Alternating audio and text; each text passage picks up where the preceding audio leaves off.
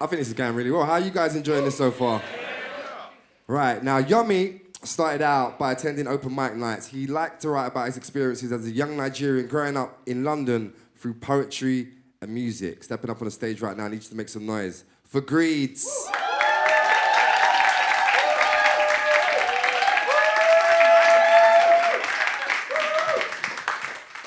Evening.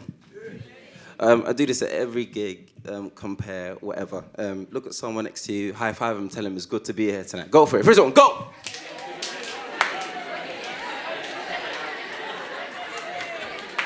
Wicked. All right, bring it back. You guys are happy. Always bring smiles all the time, right? Name is GREEdS, generating rhymes to engage your light and soul, and if none of that works, Yomi's fine.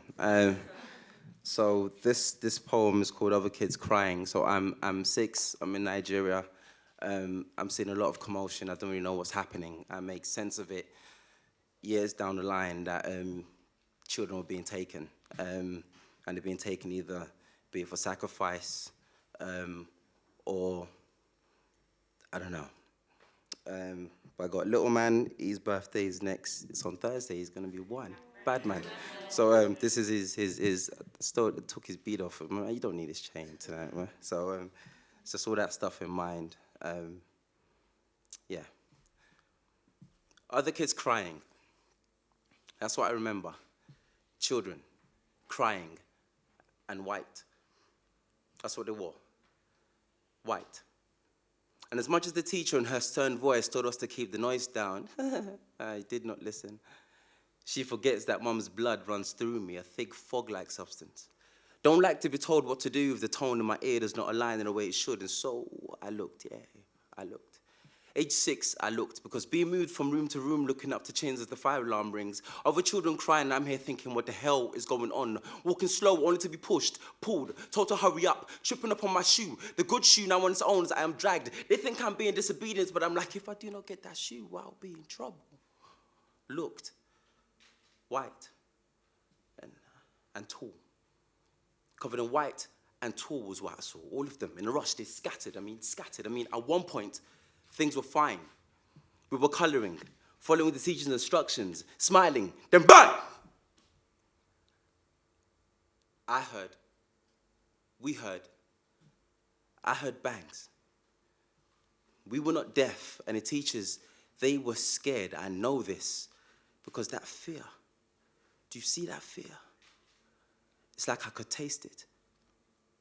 We were stuck, and they were as clueless as us, these gods in our eyes, and then it hits me.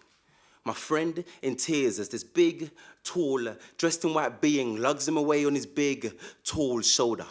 Bags covering the heads of these children as if they were slaves taken from their homes. Dragged by their feet, fingers clawing memories into the sand. Held by the waist, their bodies dangling like dummies with eyes that blurred as it filled. All they saw was darkness. Heaven death's grip amidst the havoc, all they felt was fear. Not yet old enough to understand faith, yet they reach out of their skin. Bone contorts in sockets, their lungs shrivel in as if life's vacuum sucks from behind. Then outwardly projects his last reserves for his presence. They are calling. I looked.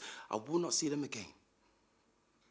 Now grown, in England, thinking, probably that could have been me in the helm of their shoulders, promising never to misbehave again, and I can shout, oh yes, I can shout, but soon could be silenced with a blade or a bullet upon any attempts to escape, but I'm here, in England, thinking he or she will be by my side had their life been spared. They could question its complexities, make mistakes, be great, hell, graduate. They will understand when I say, boy, we had it easy when young, and I was all tax recession and conservatives in power, but they'll be alive to feel, these perpetrators feel. And lengthy prison sentences discipline it seems to throw, yet inhabiting such nature merely hibernates the beast. To take a child's life is like ceasing breath. Such loss rooming in seconds.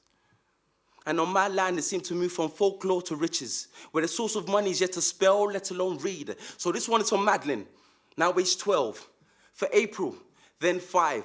For Abiola, now 26, missing since 2006, went on a school trip and not be seen since. For Jerome Thomas, for Helena Waru, for Amina Khan, For my classmates who never saw the sun break in its glory, with birds that flew in the sky that never aged. For Alexandra Slowly, for friends, family, those that shed tears, those that internalized agony yet breathed hope. For Andrew Gosden, for Arlene Arkinson missing since 94, and Ben Needham since 91, aged 1. For the 200 plus Nigerian girls kidnapped in Chibok, FYI, it's now day 412. You see, it hurts inside, like a wound refusing to heal. The gash in my heart still bleeds, for I do not know these people, but this could be my son, this could be my cousin, this could be your brother, this could be your sister. My half-sisters live in Philadelphia, out of my sight, far from my eye, but in the depth of my soul lies a faith so thick that it spreads from the curve of my toe to my hair follicles. And I pray to God these nightmares don't come to life. Let my spirit hover over them like clouds, guarding them from anything that comes their way. And to those not mentioned, you are in thoughts. And as prayers slowly steer you back home. Come back home.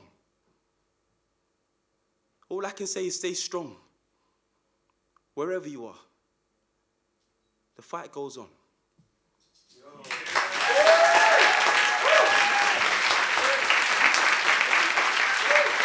Wow. I shouldn't even need to say this. Make some more noise for GREEdS.